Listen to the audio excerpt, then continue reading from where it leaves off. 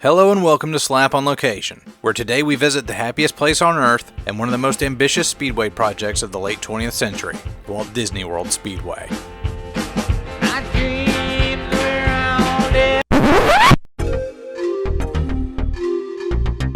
happiest place on Earth is a registered Disneyland copyright, and it's heading for a great big lawsuit. You made a big mistake.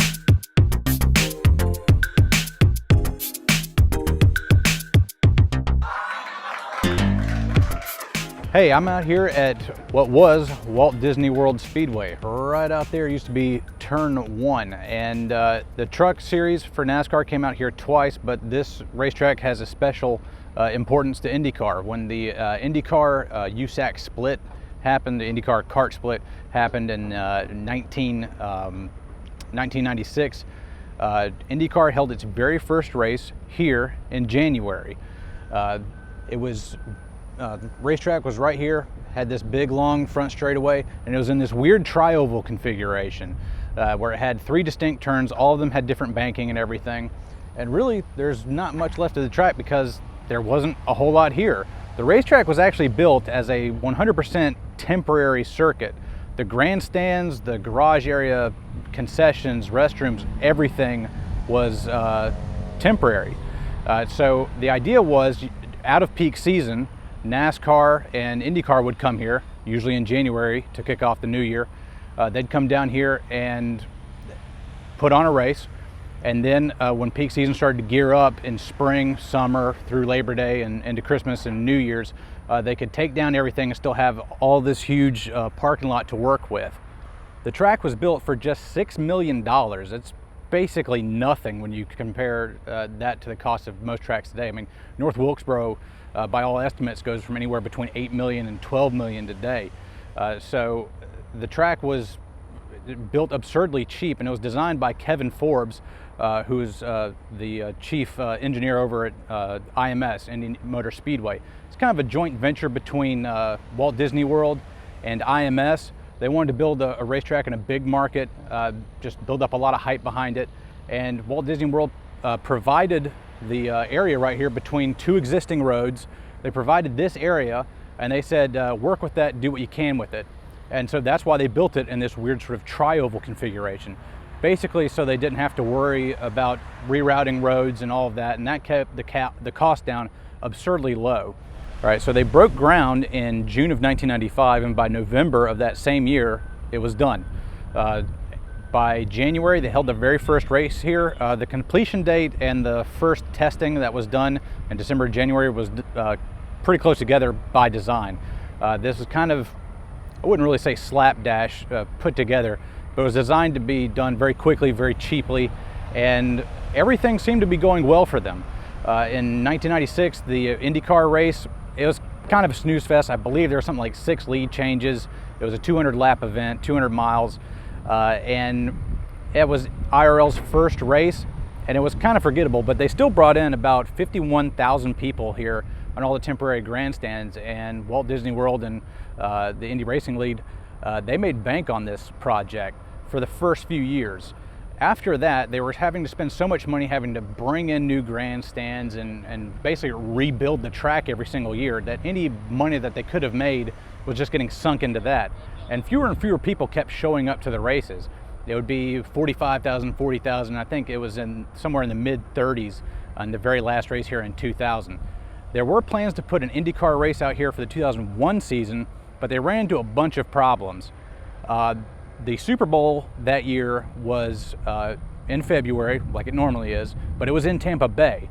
And people over here at Walt Disney World were very concerned that would draw a lot of the crowd away, as well as the IRL. They were concerned it would draw a lot of the crowd away, and then all of the transportation, everything would get screwed up.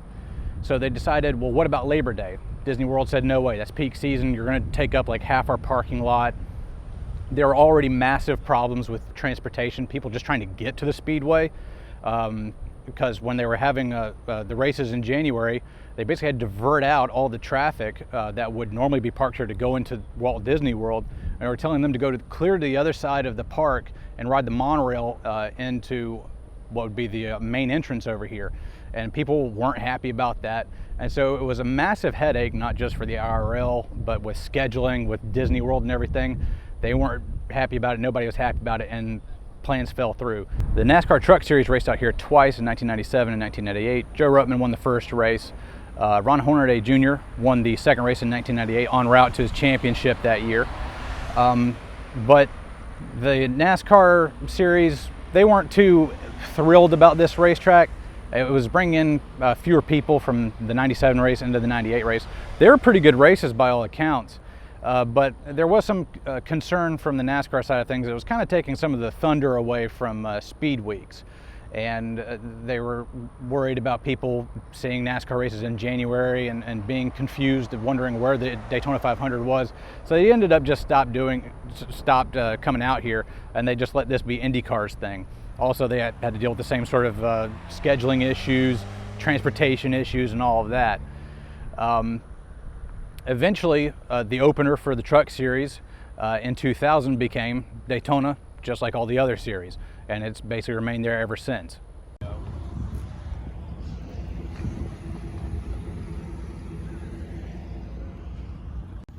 Well, we wanted to keep filming, but then security came by and very politely let us know that we got to get credentials for that. So that's what we're going to do now. But yeah, the Speedway is pretty much completely gone. They're doing a lot of construction over here, and I think they're going to add on to the parking lot because it's an off day, off season. I mean, middle of February, parking lot's pretty well full. So yeah, probably adding on to this, maybe adding in a few attractions, some more transportation to get people from the far parking lot closer to the main entrance. But yeah, they very politely told us we can't do this over here. Also, we had a drone shot. We were going to have a drone come up here, and we couldn't send it up because we got a message on the drone that this is a restricted area, a nuclear power plant nearby, except there isn't one. I think Walt Disney World actually has themselves listed in the database as a nuclear power plant to just shut everything down. That's my theory on it anyway. But yeah, they came by, told us we need to talk to media, and we'll see what happens after that. Well, as it turns out, getting media credentials is a whole lengthy process in its own right, and we were effectively shut down by the Walt Disney World Gestapo. Since security interrupted us before I could tell the full tale, let's get into what led to the downfall of Walt Disney World Speedway. After NASCAR chose to not renew its contract for 1999, IndyCar pushed forward as the only sanctioning body still racing at the facility. But after several driver injuries, including the paralyzing of Sam Schmidt in 2000, teams were getting very vocal about safety concerns surrounding the track. In an age before safer barriers, the oblique angles of the turns were extremely dangerous, as a minor mishap or something as simple as a tire failure in the wrong part of the track could lead to a horrific injury or worse.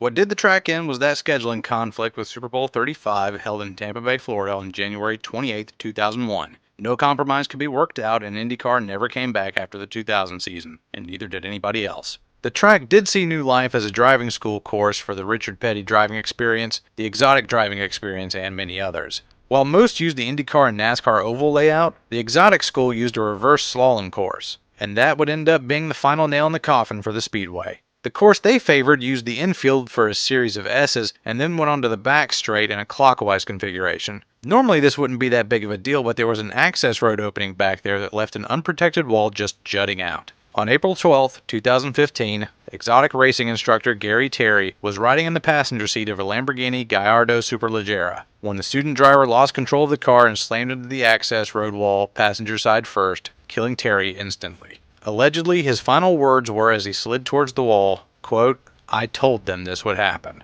Although investigators cleared Walt Disney World Speedway and the school of any wrongdoing, the move was made to tear down what was left of the track, and there the outline of the facility sat until early 2020, when construction began on reclaiming the old track for a parking lot expansion. I want to thank the security personnel at Walt Disney World for being so polite as they did their job, and a big shout out to Cody H. Gaming, who braved the mid-February 90-degree afternoon down in Orlando with me, and served as the cameraman for this installment of the series. If you like what you just watched, consider supporting me on Patreon, so I can continue working on projects like these well into the future. Until next time, y'all take it easy.